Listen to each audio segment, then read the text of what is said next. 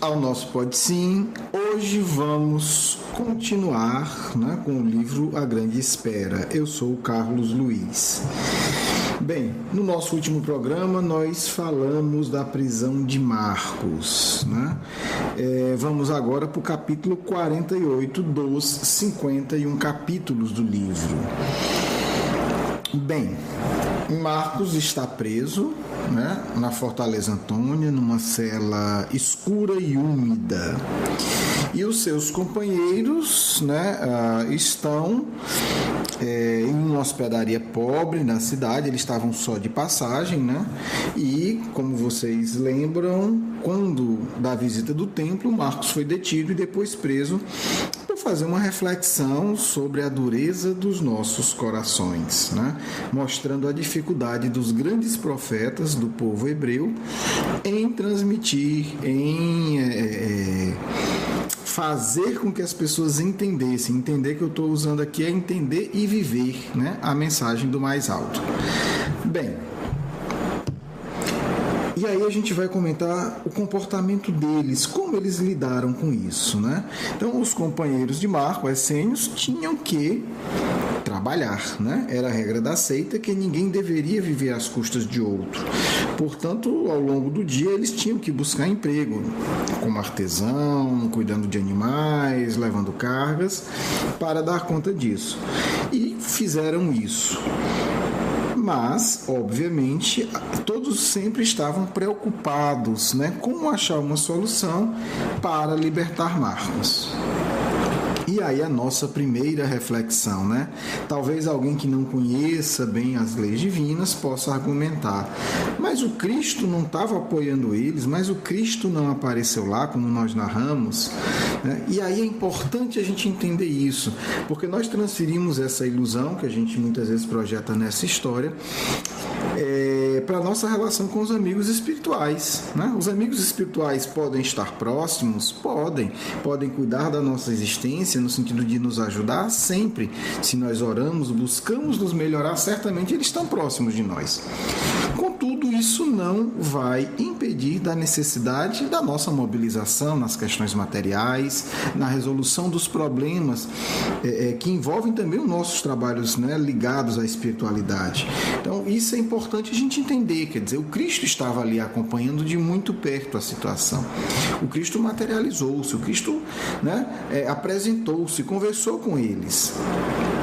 Mas isso não dá privilégios, Talvez a palavra para explicar isso seja privilégio.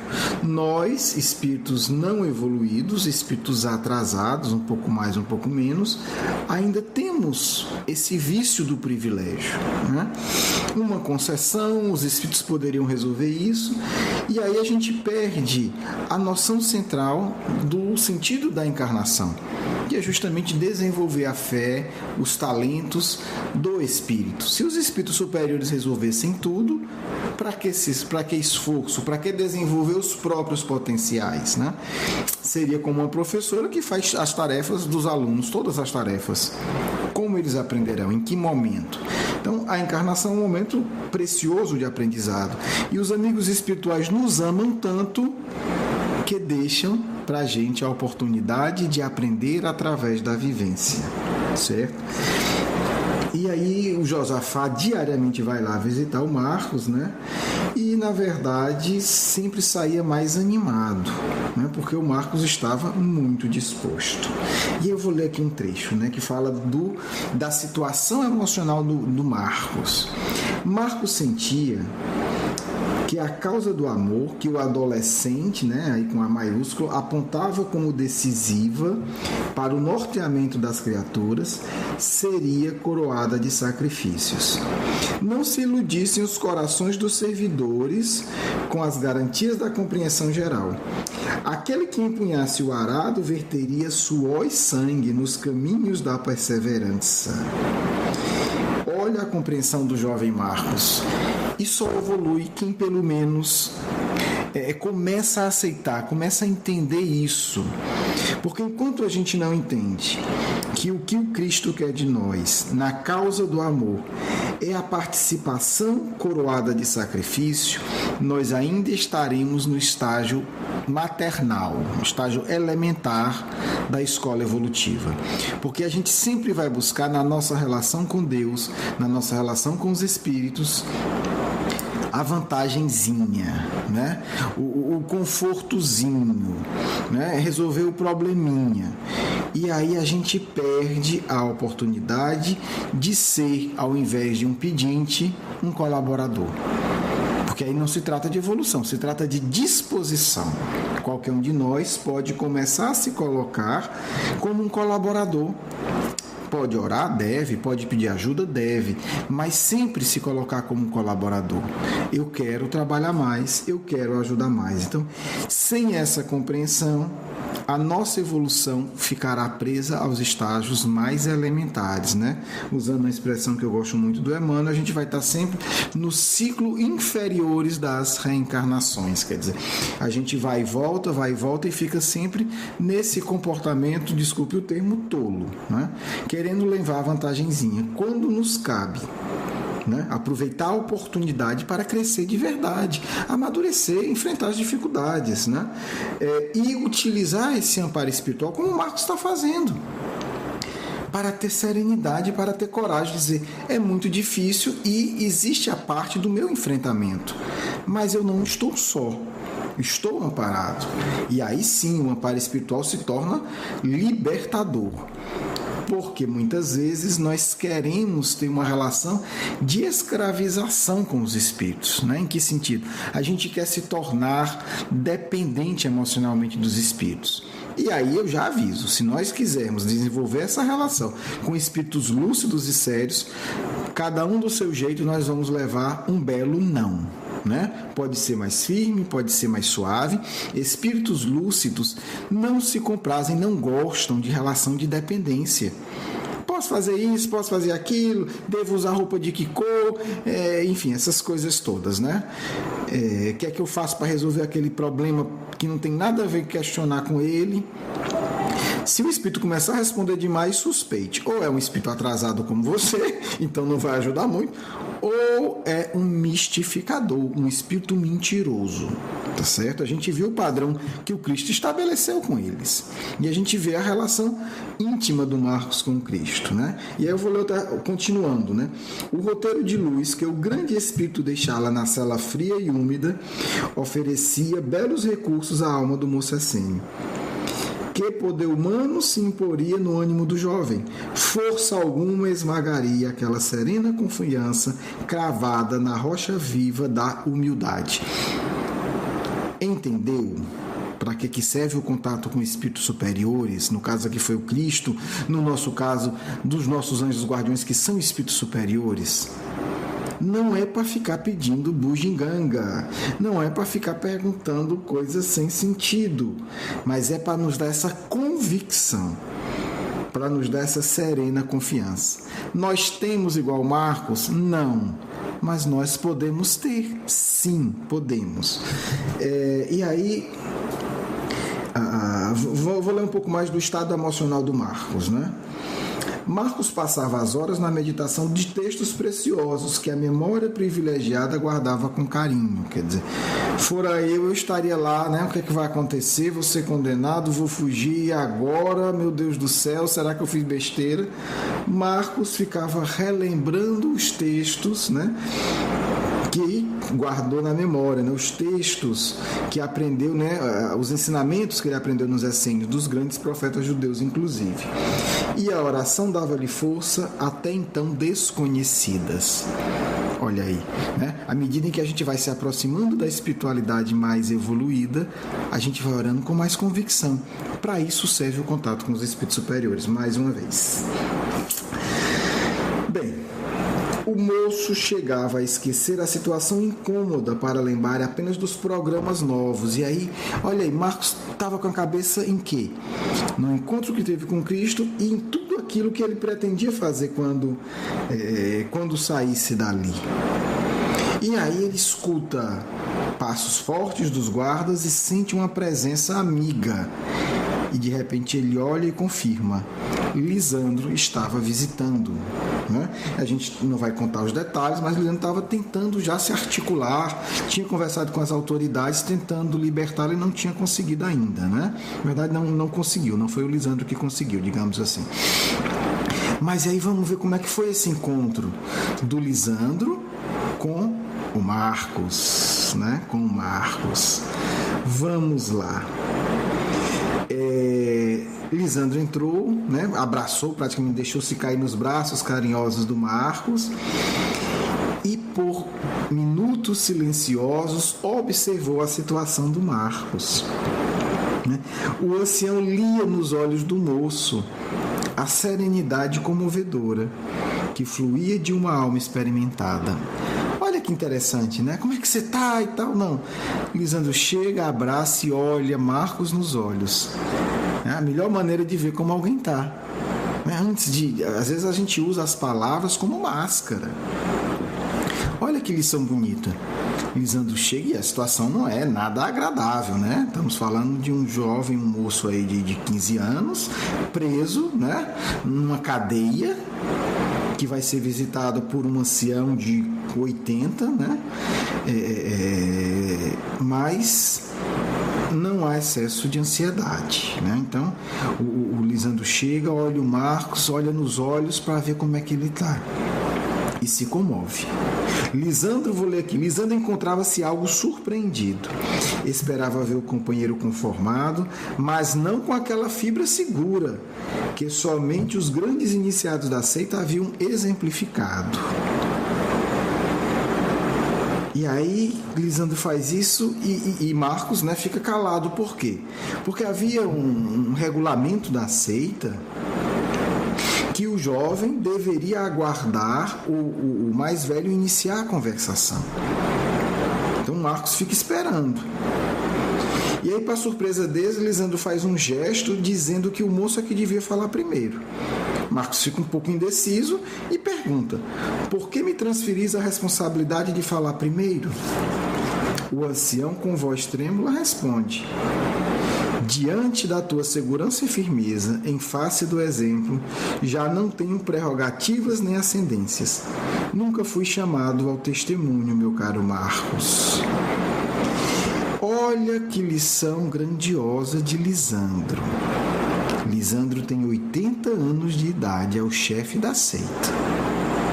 Marcos tem 15 anos, ainda não tinha completado o ciclo do aprendizado dele na seita.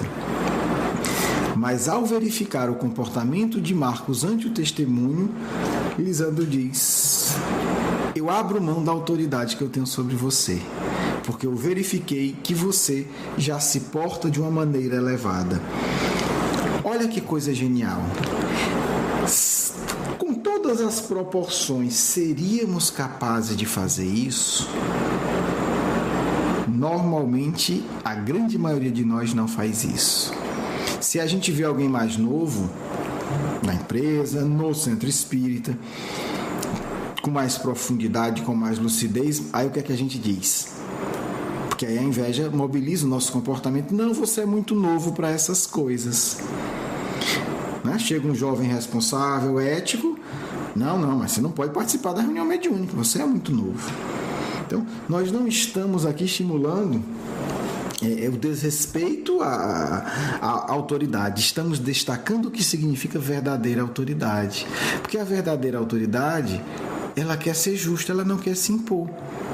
Né? À medida que você reconhece que o outro tem maturidade, você diz: você tem maturidade. Porque quando a gente tem uma autoridade humana, ou sendo sincero, mesquinha, a gente tem medo de perder. E aí a gente não dá espaço para o outro. Né? E aqui nós vemos exatamente o contrário.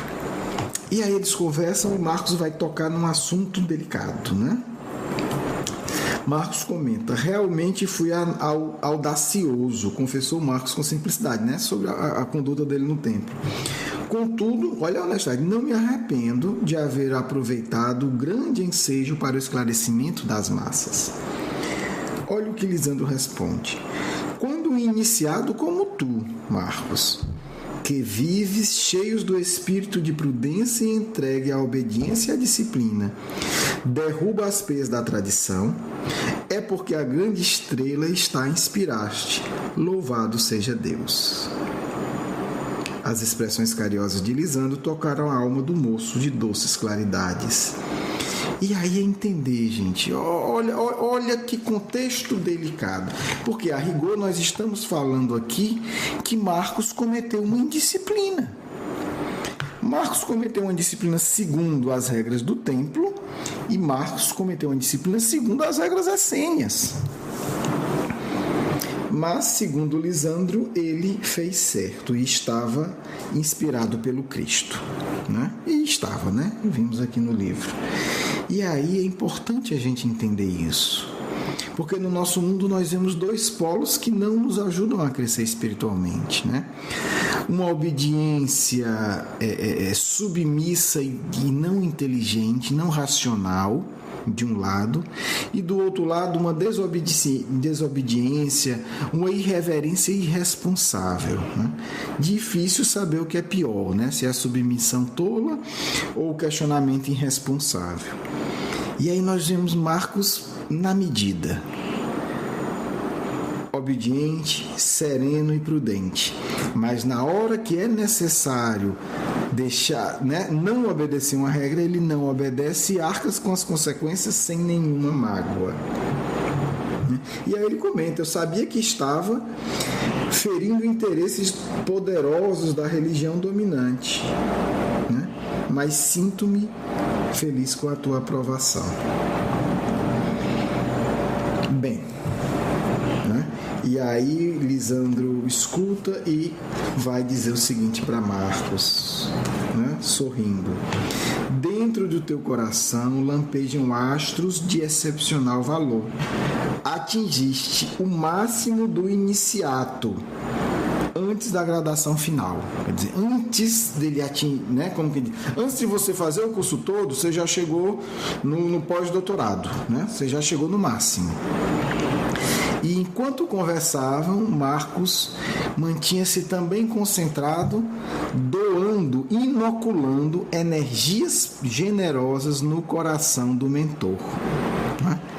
E aí o Lisandro percebe também e silenciosamente agradece a Deus, né, aquele filho amado, né, porque a relação deles era de fato uma relação de pai e filho pelo coração. Bem, encerram a conversa e Lisandro agora se levanta. Lisandro chegou tremo na cela. Lisandro se levanta feliz, né? Lisandro se levanta ágil, né? Graças às energias generosas que o Marcos doou durante aquela conversa. Pergunta: quantas vezes fazemos isso, hein?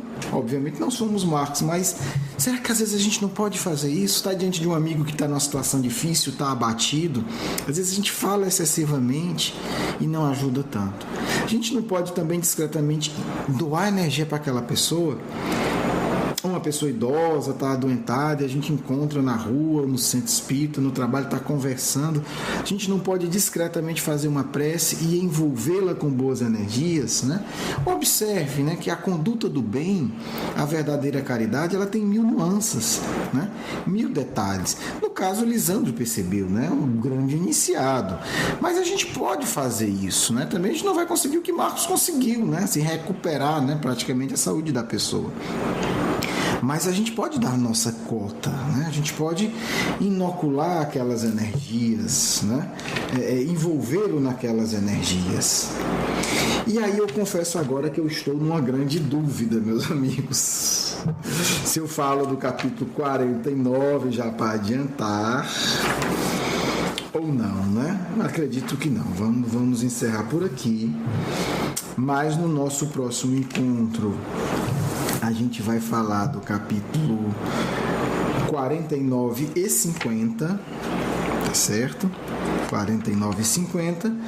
E no nosso encontro seguinte nós concluiremos o livro, tá certo?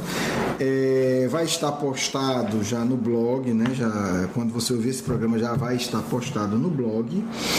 algumas sugestões, a gente pede carinhosamente que vocês avaliem, né? A gente vai colocar uma avaliação do trabalho do livro como um todo, né? Deem uma opinião pra gente e a gente vai colocar algumas opções de continuidade, tá certo? Pra gente que a gente possa ver que rumos a gente vai tomar, né? Uma das opções é a gente continuar a obra, né? Porque a gente tem notícias aí, através da psicografia do Chico Xavier, da continuidade das encarnações de Lisandro e de Bezerra de Menezes, ou de Bezerra de Menezes, Lisandro e de Marcos Eurípides. Não tem tanta informação, mas tem alguma, né? Talvez seja interessante a gente continuar. Essa é uma opção que a gente vai colocar aí para vocês. A outra opção é a gente pegar uma outra obra, né? Escolher um outro tema, pegar uma outra obra e fazer algo parecido, um trabalho semelhante. E a outra opção é nós pegarmos temas, né, diferenciados aí semanalmente, tá certo? Vai estar também uma votação que a gente já tinha prometido, mas a gente resolveu fazer isso em grupo, sobre o tema o tempo do nosso programa, né? Vai ter a votação do tema, né, da linha central, né? E vai ter a votação do tempo, né? Se nós vamos ficar aí em torno dos 15, 20 minutos, mais a mensagem final, ou se seria interessante para a maioria de vocês a gente ampliar esse tempo, né? Talvez aí, né, para ficar fácil a votação, vamos falar em torno de 20 ou 40 minutos, né? Alguma coisa do tipo, tá certo? Para o programa semanal. É muito importante que vocês votem. A gente sabe, por algum motivo, que dá dificuldade de votar, né? Dificuldade emocional, não do blog, né? O blog é só votar lá. Mas é importante que vocês votem, porque o nosso objetivo aqui é compartilhar, tá certo? É compartilhar com vocês. Se vocês acharem que é mais interessante, é mais enriquecedor, a gente, né, trabalhar mais questões e aprofundar também um pouco mais, né, a gente pode fazer isso, não há problema, né? Para a gente é sempre uma grande oportunidade falar dessas ideias, conversar e, enfim, entrar de alguma maneira em contato com vocês, né? São ideias que nós somos apaixonados por ela, então não há aí o sacrifício, tá certo? Mas a gente precisa também acertar, digamos assim, acertar os ponteiros para que pelo menos a maioria, né, esteja num ritmo que seja o mais confortável. Portanto, meus amigos e minhas amigas, por favor, votem para que a gente possa conseguir aí uma integração melhor. O seu voto é essencial, é essencial. Vocês não sabem o quanto é importante para a gente, né? Às vezes eu assisto outros programas e aí eu também pensava assim, besteira, meu voto, minha opinião. E agora que a gente está fazendo, o fato é que a gente fica um pouco ansioso, sim, né? Como é que isso está chegando a vocês? Algumas pessoas, 2 pessoas se manifestaram sobre o tempo. A gente queria mais participação, porque a gente pensa que é algo construído, né, entre nós, né, algo construído entre nós como um grupo, tá certo? Então, por favor, tenha um pouco de carinho aí em votar, pense direitinho o que é que o seu coração está dizendo, tá certo? E isso vai nos ajudar bastante, né? Existem outros projetos, outras propostas também de programa, mas a gente vai definir primeiro essa. E aí, se a gente conseguir a participação de vocês, eu prometo que tem uma proposta de um outro trabalho de exposição de tema, tá bom? Além do nosso curso, né? A boa notícia é que o nosso curso também já está no ar. É um curso semanal, né? Ficou definido como um curso semanal. Já postamos a segunda aula. Todas as segundas-feiras nós postaremos uma aula, tá certo? Aqueles que gostarem, sentirem sintonizado, por favor, comuniquem-se e nos ajude a divulgar, porque o nosso meio de divulgação é vocês, tá certo? A gente opta por investir o máximo das nossas energias na produção desse material, doando a máxima qualidade que a gente consegue dentro da limitação, mas é uma doação que a gente tenta fazer de uma maneira mais plena e espera que com isso a gente consiga também angariar aí amigos do trabalho, amigos do Grupo Marcos, que divulguem. Já sei de antemão que algumas pessoas divulgam e já quero agradecer de coração mesmo o carinho, né, o fato de compartilhar, o fato de ajudar, tá certo? Tudo isso tem um objetivo único. Queremos formar um grupo de amigos, né? Os essênios foram tão poderosos na ajuda do cristianismo porque eram amigos entre si e amigos do Cristo. Obviamente não seremos, como eles no sentido espiritual e evolutivo, mas devemos, segundo esses amigos nos dizem, ser também um grupo como eles, no sentido de dedicação, de aprendizado, de sinceridade, de ideal. Isso todos nós podemos ter. Bem, vamos aqui agora para o nosso evangelho, sempre ao aberto ao acaso nesse momento que eu falo, e depois para a nossa mensagem final. Capítulo 5, Bem-aventurados aflitos, a infelicidade real. Gente, olha, eu vou dizer que eu acho que se eu escolhesse não ficaria tão bom com o tema de hoje, vocês não acham? Aos olhos do mundo, Marcos devia estar infeliz, 15 anos de idade, tinha tido um pai rico, perdeu tudo e estava preso numa cadeia úmida, sozinho e escura. Sabe-se lá o que ia acontecer com ele, ele estava feliz, Eu acho que tem tudo a ver. Vamos ler aqui, Vamos ler a mensagem, pelo menos um parágrafo. Todo mundo fala da infelicidade. Todo mundo a experimentou e crê conhecer seu caráter múltiplo. Venho vos dizer que quase todos se enganam e que a felicidade real não é tudo aquilo que os homens, quer dizer, os infelizes, a supõem. Eles a veem na miséria, no fogão sem lume, no credor ameaçador, no berço vazio do anjo que sorria, nas lágrimas, no féretro que se acompanha de cabeça descoberta e de coração partido, na angústia da traição, na nudez do orgulho que gostaria de se cobrir de púrpura e que esconde com dificuldade sua nudez sob os farrapos da vaidade. A tudo isso e as outras coisas se chama de infelicidade na linguagem humana. Sim, é a infelicidade para aqueles que não veem senão o presente. Mas a verdadeira infelicidade está nas consequências de uma coisa, mais do que na própria coisa. Dizei-me se o acontecimento mais feliz para o momento, mas que tem consequências funestas, não é em realidade mais infeliz que aquele que causa, primeiro, uma viva contrariedade e acaba por resultar num bem. Dizei-me se a tempestade que quebra as árvores, mas saneia o ar, dissipando os miasmas insalubres que causariam a morte, não é antes uma felicidade do que uma infelicidade. E aí continua a mensagem, o Espírito Delphine de Girardin, dada na Sociedade de Paris em 1861. Vamos agora para a nossa prece, para a nossa mensagem,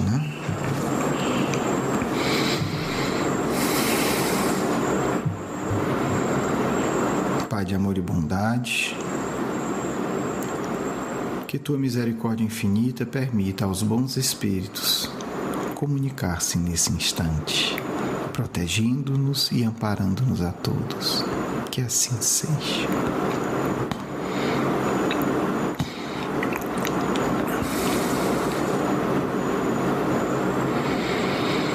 Caros irmãos, olhai vossas vidas e comparai-a com o jovem Marcos, o essênio romano, que assumiu um compromisso inquebrantável com o Cristo. Olhai-a e comparai vossas reações com a dele, não para vos condenar, mas para saber se estáis no caminho da verdadeira felicidade. Sim, amigos meus, o caminho do Cristo para os verdadeiros discípulos é ainda neste mundo o caminho dos espinhos, da amargura e da solidão, mas é o caminho que vos levará para a verdadeira libertação espiritual.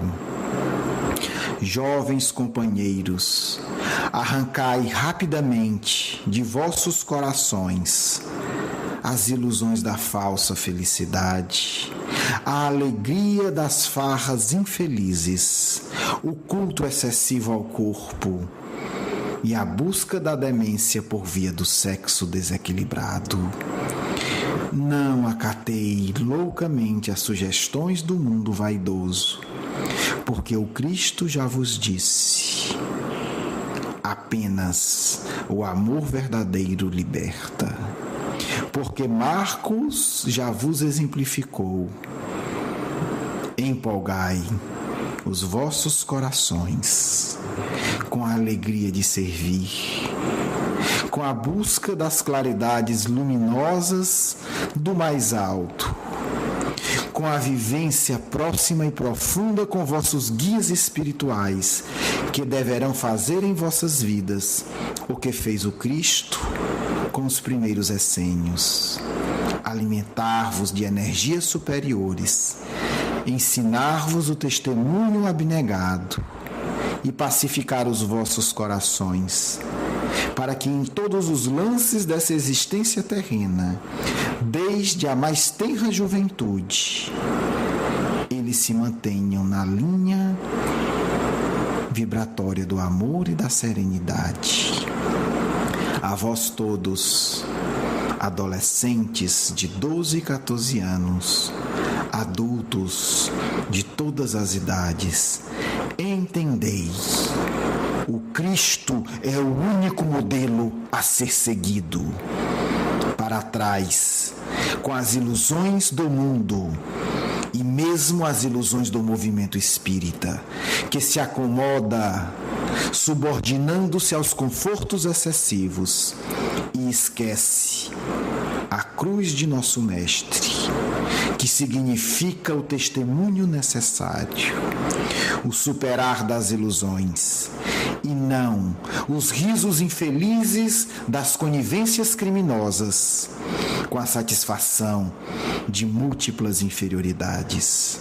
Atacai em vossos corações as satisfações doentes que vos afastam do amor, porque no final da jornada, ao chegardes no mundo da verdade, sereis vós, autodeclarado pelas vossas próprias luzes, verdadeiros cristãos, ou doentes enlouquecidos pelas paixões que atormentam os desavisados do mundo.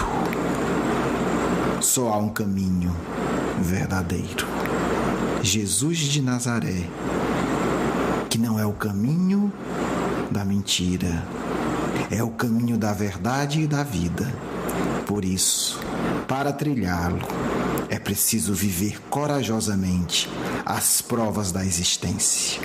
Que o Cristo solidifique vossas convicções, porque o amor nascerá dos corações que souberem sofrer com humildade e paz. Vosso amigo Caibar.